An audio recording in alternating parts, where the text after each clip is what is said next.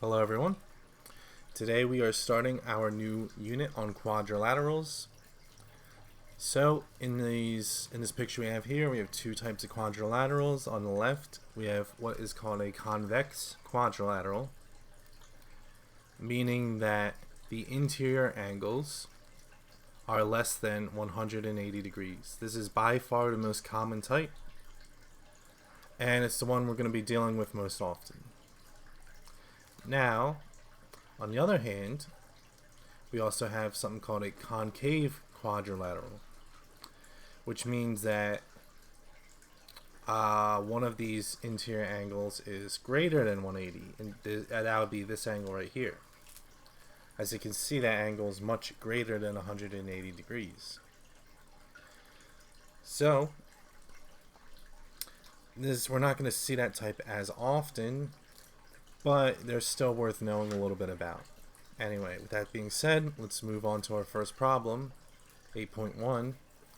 Find the angle D in the figure. So, we have four angles in this quadrilateral. We know what the measures of three of them are. We need to find the fourth measure. Well, how can we do that? Well, we don't know much about finding quadrilateral angles, but we do know a lot about finding the angles of triangles. That's almost everything we've dealt with so far. And I see that there's a nice 90-degree angle here. So if I join A and C together, I get two triangles. Triangle ABC and ADC. Now, this angle is going to be split up into two different angles. So, like that. And these two angles are going to be split up into two different angles. And I don't know what those measures are, but maybe I don't really need to. Because if I notice, all the angles in a triangle add up to 180. So that means the angle at B plus the angle BAC plus the angle BCA all add up to 180 degrees.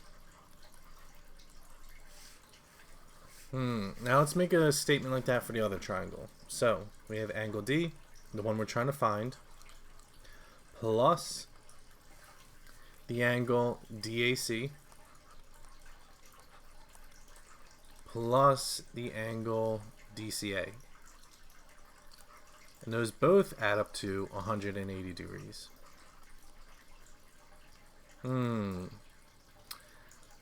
Now, I'm tempted to add them together because it seems like that's what the whole quadrilateral is going to be ending up equal to. So let's add both of these equations together.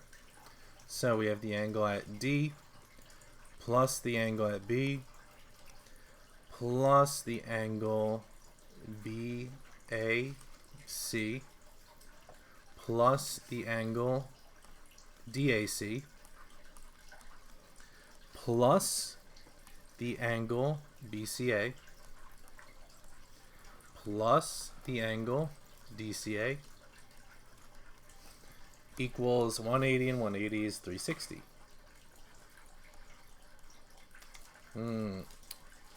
So it seems like the angles of quadrilateral add up to 360, but how can I be sure? Well, let's start substituting. We know that angle B is 90 degrees. And if I look at BAC and DAC, BAC and DAC makes up this whole angle here, which I know is 120 degrees. And then these two, BCA and DCA, add up to the 80-degree angle. And that equals 360. And now I can just find what the angle at D is, because now that's my only variable left over. So from here we have that if we do a little bit of simplification, angle D, and I know if I subtract 90 from 360, I'm left with 270. And 270 minus 80 is equal to 190. And then from there, I'm going to subtract the 120, which is really just 90 minus 20, which means that I'm left over with 70 degrees. So angle D is 70 degrees. And if I notice, yeah, when I add up all these angles, they add up to 360. So if we do the same technique every time where we make two triangles out of a quadrilateral, we will always end up with that the interior angles of any quadrilateral add up to 360. It's a relatively easy proof if you wanted to do it. It just uses the same logic that we used in this problem. And you can always simplify it so that it works out to 360 every time.